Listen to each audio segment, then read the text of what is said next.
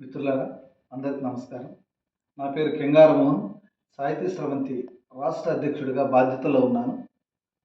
ఇటీవల ఆంధ్రప్రగతి గ్రామీణ బ్యాంక్ ప్రధాన కార్యాలయాన్ని కడప నుండి అమరావతికి షిఫ్ట్ చేయడం పట్ల మేము మా సంఘ పక్షాన తీవ్రంగా నిరసన వ్యక్తం చేస్తున్నాం మిత్రులారా. ఈ నిర్ణయాన్ని మేము వ్యతిరేకిస్తున్నాం. రాయలసీమ ప్రాంతంలో దాదాపు 5 దశాబ్దాలుగా విస్తృతమైన సేవలు అందించి ఖాతాదారులకు అందుబాటులో అనేక రుణాలు, తక్కువ వడ్డీ రుణాలు ఇచ్చి రైతులను, పేదలను, మధ్యతరగతి వాళ్ళను, మహిళలను ప్రోత్సహించినటువంటి బ్యాంకు ప్రధాన కార్యాలయాన్ని ఏ ఉద్దేశంతో అమరావతికి షిఫ్ట్ చేస్తున్నారో దీంట్లో ఎటువంటి ఆంతర్యం ఉందో అర్థం కావడం లేని పరిస్థితి నెలకొంది మిత్రులారా. అసలు ఈ ఉద్దేశం యొక్క ఆంతర్యం ఏమిటి? పరిపాలనా సౌలభ్యం అన్నప్పుడు కడప కేంద్రంగా కొనసాగడమే ఖచ్చితంగా అనివార్యం, అవసరం కూడా మిత్రులారా. అమరావతి కేంద్రంగా కొనసాగడము ఇది సహేతుకమైన చర్య కాదు. ఈ నిర్ణయాన్ని మేము పూర్తి స్థాయిలో వ్యతిరేకిస్తున్నాం మిత్రులారా.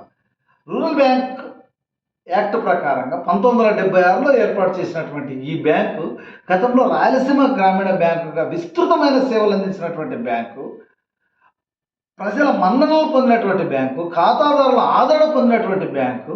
ఏదైనా చిన్న అవసరం వచ్చినా, పరిపాలనా సౌలభ్యం కానీ సాంకేతిక సమస్యలు వచ్చినప్పటికీ ఈ ప్రాంతానికి కడప గ్రామీణ బ్యాంకు ప్రధాన కార్యాలయంగా ఉండడమే అవసరంగా మేము భావిస్తున్నాం మిత్రులారా.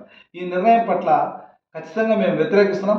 ఏ ఉద్దేశంతో ఈ నిర్ణయం తీసుకున్నారో దీన్ని పునరాలోచించాలి, ఖచ్చితంగా పునరాలోచించాలి. బ్యాంకు ప్రధాన కార్యాలయాన్ని ఖాతాదారుల కోరిక మేరకు ఖచ్చితంగా కడపలోనే కొనసాగించాలి. అదేవిధంగా ఖచ్చితంగా ఈ నిర్ణయాన్ని పునరాలోచించకపోతే గ్రామీణ బ్యాంకు ఉద్యోగులు చేస్తున్నటువంటి సమ్మెలో మేము పాల్గొంటాం.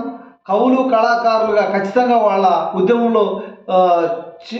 ఉద్యమంలో మేము భాగస్వాములై పోరాడతామని తెలియజేస్తూ ఖచ్చితంగా గ్రామీణ బ్యాంకు ప్రధాన కార్యాలయాన్ని కడపలో ఏర్పాటు చేసే వరకు అవసరమైతే రాష్ట్ర వ్యాప్తంగా ఖాతాదారులను సమీకరించి, వివిధ సంఘాలను సమీకరించి, నాయకత్వాన్ని సమీకరించి ఈ ఉద్యమాన్ని కొనసాగిస్తామని, ఖచ్చితంగా ఈ ప్రభుత్వ నిర్ణయం ఏదైతే ఉందో దాన్ని ఖచ్చితంగా పునరాలోచించాలి.